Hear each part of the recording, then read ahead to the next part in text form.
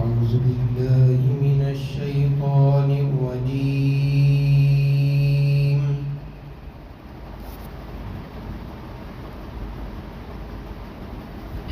بسم الله الرحمن الرحيم.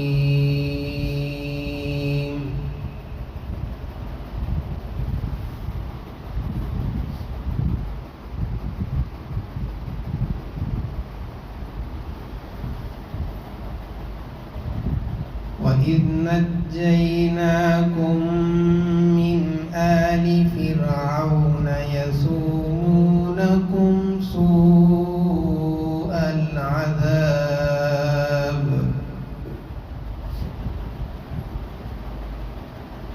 يُذَبِّحُونَ أَبْنَاءَكُمْ وَيَسْتَحْيُونَ نِسَاءَكُمْ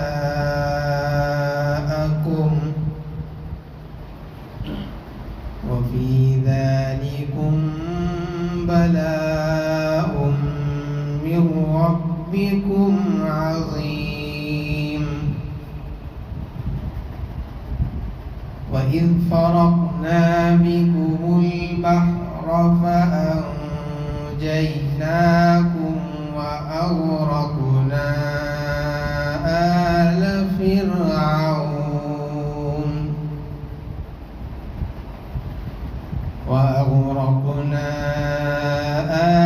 فِرْعَوْنَ وَأَنْتُمْ تَنْظُرُونَ.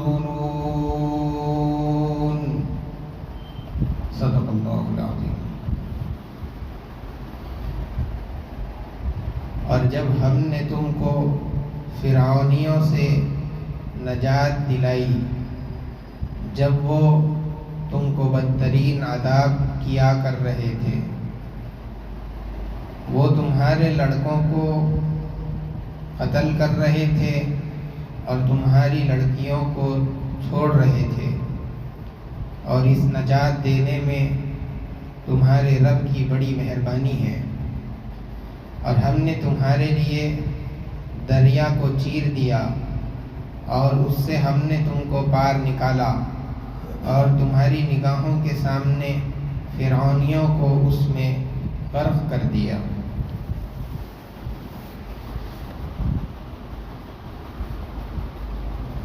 گزشتہ رکوع میں بھی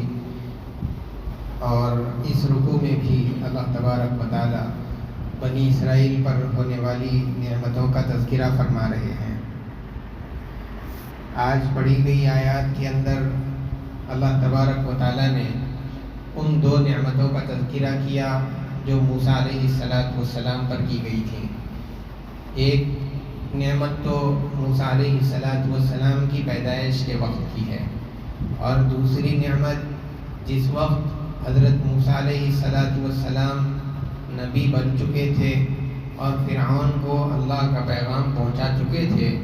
اس کے بعد میں اللہ تعالیٰ نے ان کو فرعون سے جس طرح نجات دلائی، اس کا دوسری آیت کے اندر تذکرہ کیا گیا ہے. فرعون یہ اس بادشاہ کا نام نہیں تھا، بلکہ جس طریقے سے روم کے بادشاہوں کا لقب قیصر ہوتا ہے، اور اسی طریقے سے فارس کے بادشاہوں کو کسریٰ کہا جاتا ہے، چاہے وہ کوئی بھی بادشاہ ہو. اور اسی طریقے سے حبشہ کے جو بادشاہ ہوا کرتے تھے ان کا لقب نجاشی رہتا تھا. ایسے ہی مصر کے جو بادشاہ ہوا کرتے تھے ان سارے بادشاہوں کو فرعون کہا جاتا تھا. حضرت یوسف علیہ السلام کے زمانے کا جو بادشاہ تھا اس بادشاہ کو بھی فرعون کہا جاتا ہے، لیکن وہ جو بادشاہ تھا وہ نیک تھا. ایسی بات نہیں ہے کہ سارے کے سارے فرعون جو بادشاہ رہے ہیں وہ سارے ظالم رہے، بلکہ حضرت موسیٰ علیہ السلام کے زمانے کا جو فرعون تھا یہ تو ظالم تھا، لیکن یوسف علیہ السلام کے زمانے کا جو فرعون تھا بادشاہ، اس نے خوشی خوشی اپنی بادشاہت کی کرسی کو چھوڑ دیا اور وہ حضرت یوسف علیہ السلام کے سپرد کر دیا تھا. الغرض یہاں پر فرعون سے وہ بادشاہ مراد ہے جو موسیٰ علیہ السلام کے زمانے میں مصر پر بادشاہی کر رہا تھا. اس نے موسیٰ علیہ السلام کی پیدائش سے کچھ سال پہلے ایک خواب دیکھا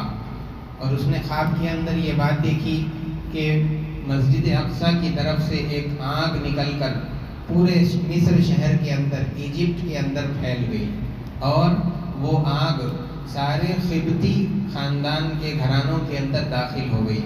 چونکہ قبطی خاندان یہ فرعون کا خاندان تھا، ان ساروں کے گھروں کے اندر داخل ہوئی اور ان سب کو ہلاک اور تباہ و برباد کر دیا۔ لیکن یہ آگ بنی اسرائیل کے کسی ایک آدمی کے بھی گھر کے اندر داخل نہیں ہوئی۔ جب اس نے یہ خواب دیکھا تو بڑا حیران اور پریشان ہوا۔ جب اس نے خواب کی تعبیر معلوم کی تو نجومیوں نے اور اس کے دربار میں جو خواب کی تعبیر بتانے والے تھے، ان لوگوں نے یہ بات بتائی کہ بنی اسرائیل کے اندر عنقریب ایک ایسا بچہ پیدا ہوگا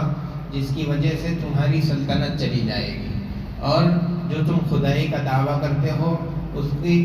سزا تم کو ملنے والی ہے۔ اس طریقے سے جب ان لوگوں نے تعبیر بتائی تو اس نے ایک محکمہ قائم کیا۔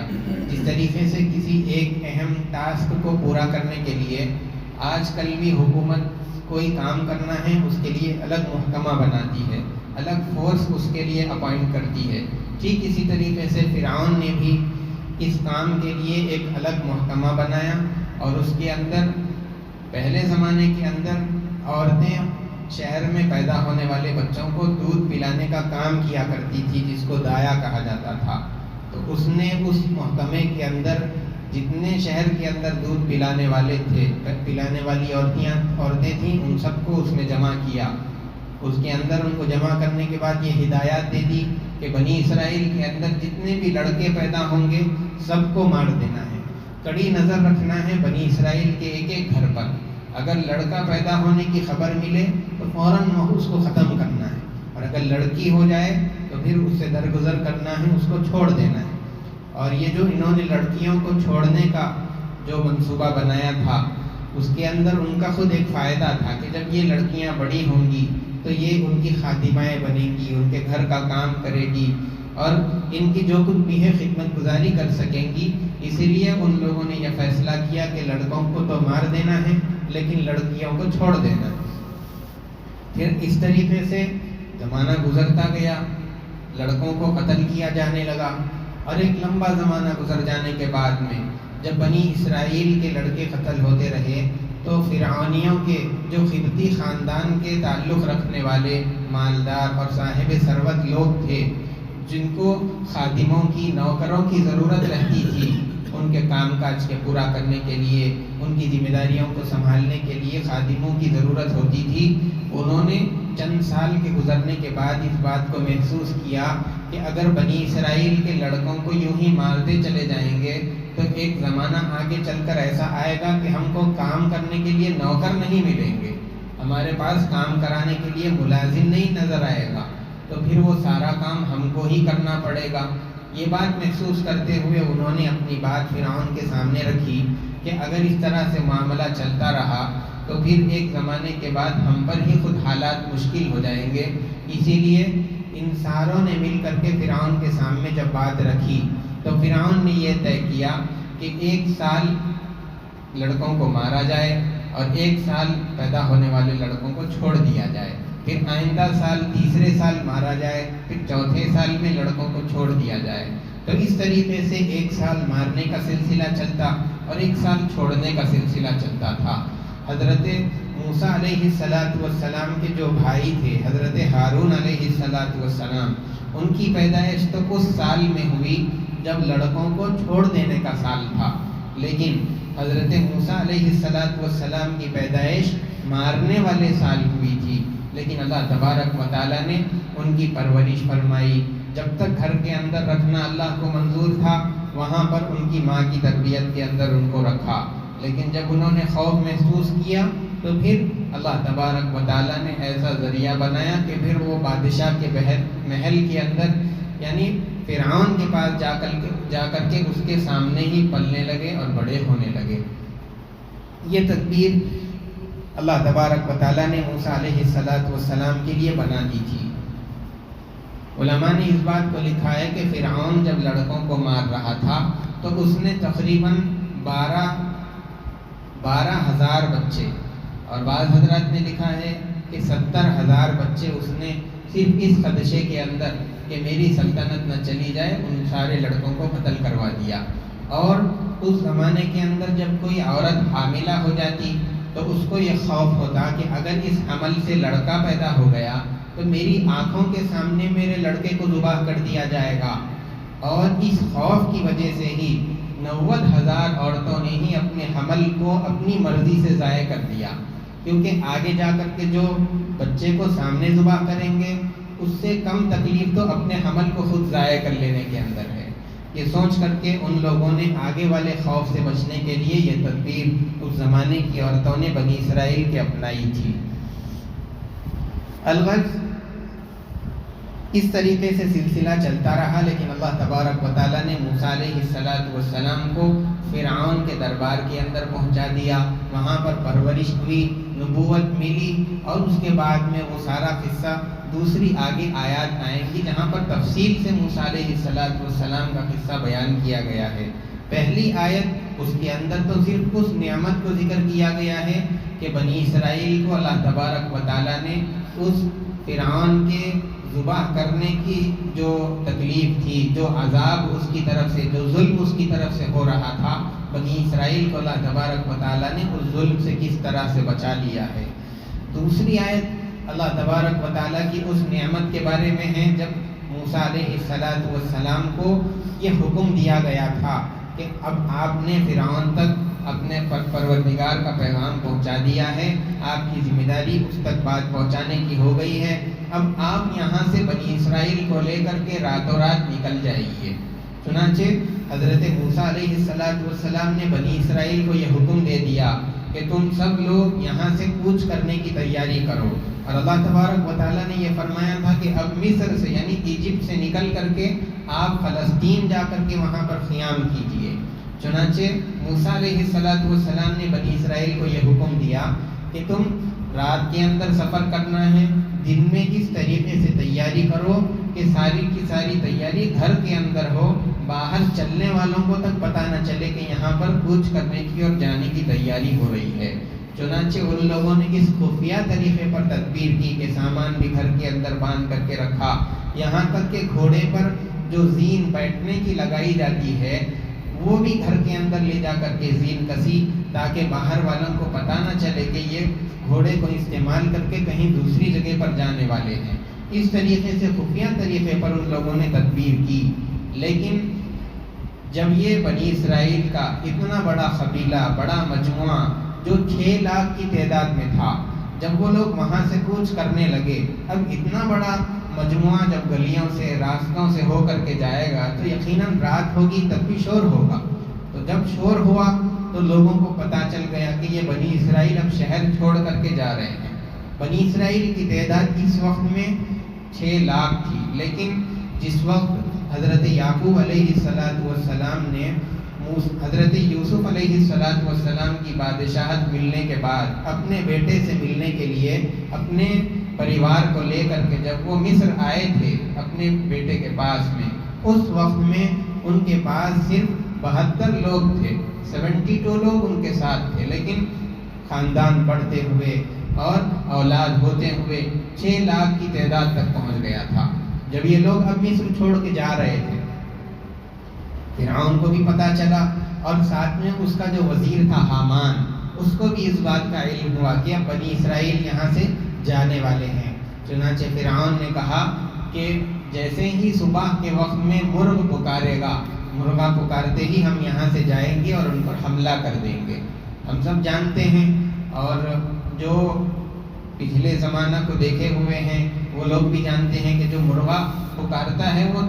فجر کے وقت سے کئی پہلے سے پکارنا شروع کرتا ہے، تقریباً تہجد سے ہی پکارنا شروع کر دیتا ہے۔ لیکن اللہ کی کرنی یہ ہوئی کہ اس دن سورج نکلنے تک، صبح ہونے تک مرغا پکارا ہی نہیں ہے، اور وہ لوگ مرغے کے پکارنے کے انتظار میں رہے کہ مرغا پکارے گا تو چلیں گے۔ جب صبح ہو گئی تو اس نے فرعون نے اعلان کر دیا کہ اب تم لشکر کو تیار کرو، ایک جگہ اکٹھا کرو۔ اس نے ایک بکری ذبح کروائی اور اس کے اندر سے کلیجی نکلوا کر یہ کہا کہ میں جب تک کلیجی کھا کر کے فارغ نہ ہو جاؤں پورا لشکر منظم ہو کر تیار ہو جانا چاہیے۔ چنانچہ اس کا جو وزیر تھا اس نے خوب تیاری کر لی۔ اس کے بعد میں فرعون اور اس کا جو وزیر تھا وہ سب مل کر کے بنی اسرائیل کا پیچھا کرنے کے لیے نکلے۔ اتنے میں وہ بنی اسرائیل دریا کے کنارے پر پہنچ چکے تھے، اور ان لوگوں نے جب دیکھا کہ سامنے دریا ہے اور اب پیچھے فرعون کا لشکر بھی پہنچ گیا ہے، جانے کے لیے کوئی راستہ نہیں ہے۔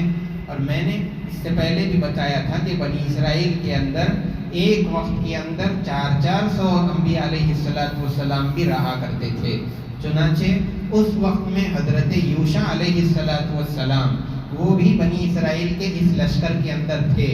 انہوں نے کہا کہ یہ اللہ تبارک و تعالی ہماری ضرور مدد کریں گے، اور موسیٰ علیہ السلام سے انہوں نے یہ پوچھا کہ اب ہمارے لیے کیا راستہ ہے، ہم کو کیا اپنانا چاہیے، یا ہم کو آگے جانا ہے یا پیچھے جانا ہے، دونوں طرف ہلاکت ہے۔ موسیٰ علیہ السلام نے کہا کہ اللہ کی مدد آگے کی طرف ہے۔ چنانچہ انہوں نے اپنا گھوڑا دریا کے اندر ڈال دیا، لیکن جب پانی اونچا ہونے لگا تو پھر اپنا گھوڑا پلٹا کر کے آئے، اور پھر دوبارہ ان سے یہی پوچھا۔ 3 مرتبہ اس طریقے سے حضرت یوشع اور حضرت موسیٰ علیہ السلام کے درمیان میں بات چیت ہوئی۔ اس کے بعد اللہ کی طرف سے موسیٰ علیہ السلام کے پاس وحی نازل ہوئی کہ آپ اپنے عصا کو دریا پر ماریے۔ جب موسیٰ علیہ السلام نے اپنی عصا کو دریا پر مارا تو 12 راستے بن گئے، چونکہ بنی اسرائیل کے اندر 12 قبیلے تھے، ہر قبیلے کے لیے اللہ تعالیٰ نے ایک راستہ بنا دیا۔ اور پھر جب پانی ٹھہر گیا تو ایسا نہیں تھا کہ جب کسی جگہ سے پانی گزر کر کے سوکھ جاتا ہے تو کیچڑ اور دلدل کی شکل ہوتی ہے، بلکہ اللہ تبارک و تعالیٰ نے لمحوں کے اندر سورج اور ہوا کے ذریعے سے اس راستے کو بالکل سوکھا کر دیا، جس طریقے سے سوکھے راستے ہوتے ہیں۔ اب وہ سوکھے راستے پر بنی اسرائیل چلنے لگے، اور ان کے دونوں اطراف میں پانی پہاڑوں کی طرح سے کھڑا رہا، اور یہاں تک لکھا گیا ہے تفسیر کی کتابوں کے اندر کہ جب 12 قبیلے اپنے اپنے راستوں سے گزرنے لگے تو ایک قبیلے کو اپنے دوسرے ساتھی قبیلوں کے بارے میں یہ خوف ہونے لگا کہ کہیں وہ ڈوب نہ جائیں، ہم تو صحیح سالم جا رہے ہیں لیکن ہمارے ساتھی صحیح سالم ہیں کہ نہیں ہیں۔ جب یہ خوف ان کو محسوس ہونے لگا تو اللہ تبارک و تعالیٰ نے ان کے درمیان کی جو پانی کی دیواریں بنی ہوئی تھی اس کے اندر کھڑکیاں بھی بنا دی، تاکہ وہ اپنے ساتھیوں کو دیکھتے ہوئے چلے کہ وہ بازو کے اندر صحیح سالم ہمارے ساتھ ساتھ چل رہے ہیں، ہم بھی صحیح سالم جا رہے ہیں، اور ہمارے ساتھ والے جو قبیلے ہیں وہ سب ہمارے ساتھ چل رہے ہیں، ان کو کوئی ضرر نہیں ہوا، وہ ڈوبے نہیں ہیں۔ اس طریقے سے اللہ تبارک و تعالیٰ نے بنی اسرائیل کو پانی کے اندر سے پار کرا دیا۔ جب فرعون نے یہ بات دیکھی کہ یہ بنی اسرائیل تو راستے سے جا رہے ہیں اور ان کے لیے یہاں پانی کے درمیان سے راستہ بنا ہوا ہے، تو اس نے فخر سے اور تکبر میں اپنے لشکر والوں سے اور اپنے قریب والوں سے یہ بات کہی کہ دیکھو پانی بھی میرے حکم سے کھڑے ہو گیا تاکہ میں ان باغیوں کو اور ہمارے ملک سے بھاگنے والے لوگوں کو پکڑ سکوں۔ یہ کہہ کر کے اس نے اپنے وزیر سے کہا کہ تم لشکر کے سامنے والے حصے میں رہو اور میں لشکر کے پیچھے والے حصے میں رہتا ہوں، اور پورا لشکر اس کا پانی کے اندر اس راستے پر اترتا چلا گیا۔ بنی اسرائیل اس طرف سے نکل گئے اور وہاں پر کنارے پر کھڑے ہو گئے۔ جب فرعون کا پورا لشکر پانی کے اندر ہو گیا، سامنے والا حصہ بھی پانی کے بیچ میں اور آخر والا حصہ بھی پانی کے بیچ میں ہو گیا، تو پھر اللہ تبارک و تعالیٰ نے موسیٰ علیہ السلام کو حکم دیا کہ اپنی لاٹھی اپنی عصا دوبارہ پانی پر مار دیجئے۔ چنانچہ موسیٰ علیہ السلام نے جب لاٹھی دوبارہ پانی پر مار دی تو پھر وہ جو دیواریں پانی کی بنی ہوئی تھی وہ سب مل گئی۔ اس کے بعد میں جب اس نے یہ منظر دیکھا فرعون نے کہ اب میں تو ڈوب رہا ہوں اور میں مرنے کے قریب ہو گیا ہوں اور مجھے بچنے کا کوئی راستہ نظر نہیں آ رہا ہے، تو اس نے کلمہ پڑھنا شروع کیا کہ میں وہ رب پر ایمان لاتا ہوں جو موسیٰ کا اور ہارون کا رب ہے۔ تو اللہ تبارک و تعالیٰ نے